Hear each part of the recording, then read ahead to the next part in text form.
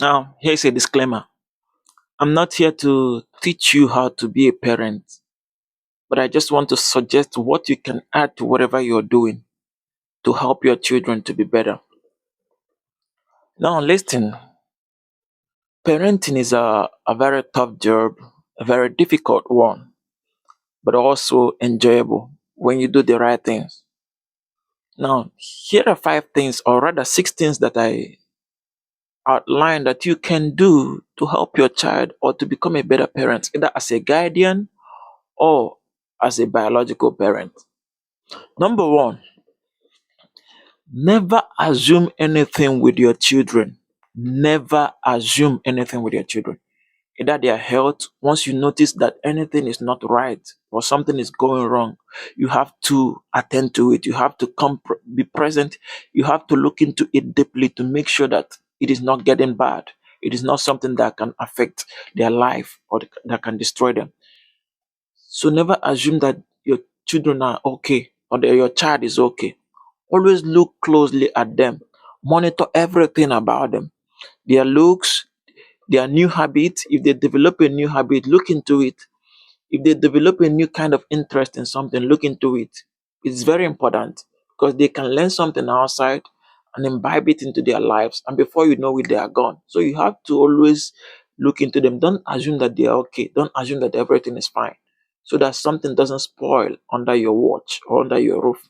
Number two, never neglect changes in their body, whether biological or mechanical. Now, once you start seeing changes in their body, even though it is a normal change, a biological change, don't just overlook it and say that it is something that is common, that is something that is natural. Always look into it. It could be something that is externally inflicted. So you don't have to assume that they're okay. Yeah, it's my child. It's natural development. Always, once you notice any change, be it in any part of their body, just look into it and make sure that it is not something that is dangerous or that someone has been touching them uh, wrongly. Number three, never ask them close-ended questions. It is very important. You need to be open with your child. Have an open conversation. Don't just ask how are you and let them say I'm fine. Just close-ended conversation. No, make it open. Ask questions like, what did you do today? How who did you talk with? What was the conversation? Just let them give you response, a detailed analysis or a detailed explanation of their conversation. Who did you meet? What did you talk about? What did you do? Where did you go? These things are very important. By so doing, they will be able to tell you things that happen to them or things that they encounter rather than just, how are you? Fine. And that's it. Let questions you ask your children be open ended. Let them react to it. Let them give responses that will make you to react as well. Let it be a conversation rather than just hello, hi, fine. Yeah. Number four, never let them trust anyone more than they trust you. This is very important. You have an adult in church, in school that you have entrusted your child under their care. Don't assume that they are doing the best in hand. Don't let the closeness they have with that person become more than the closeness they have with you as a parent. You need to be their number one trust priority. They need to trust you more than any other person. By trust, they will be able to open up to you when things are not going right, rather than opening up to an outsider. Don't make the home too toxic for them to trust you to open up to you. Let them have a conversation with you. Let them talk to you, trust you, be confident enough to tell you, Mama, Papa, I have this issue. Let that trust and don't always react to their issues with negative, with harsh words. Be nice. Let them open up. Have a conversation with them. Build that trust so that they will not trust another person that will mislead them.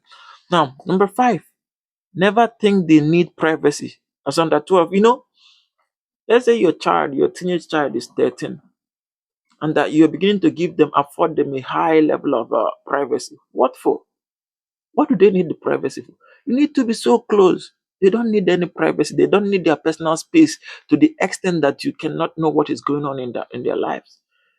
You have to monitor what they watch, monitor who is their friends, who they talk with, monitor their secret conversation, be in their space, monitor their habits. Are they developing new habits that are not familiar, that are not what you taught them? You need to know all these things. Don't give them that space. If you give them too much privacy, you will lose track, you will lose connection. So you need to be in their space if you really want to secure your life, your child's future. Then number six, the last but not the least, there are multiple things you can do, but I need to stop here. Never neglect the adults they talk about the most. Make sure everything is open. Now, your child have this adult figure that they are very close to. They love that person so much. They talk about that person every day. Then you have to be careful. Look, that person becomes your number one suspect. Not that that person is doing something bad, but as a parent, you need to be vigilant. Let that person become your number one suspect. My child is very close to this person. They talk about this person all the time. Don't trust that person so much that you neglect whatever that is going on between them. Make sure that everything that is going on between your child and that person is very healthy. You don't need to leave a legacy that will not be carried on. So make sure that whatever right you are teaching your child, you also presently monitor all those things, all these six things, to make sure that they are not doing something wrong.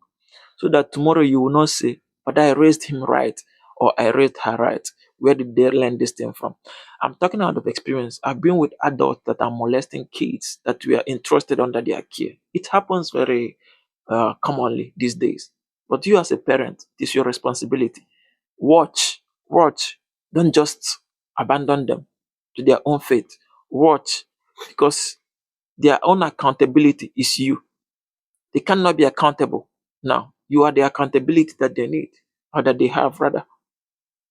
So as a parent, please watch whatever your child does. Thank you.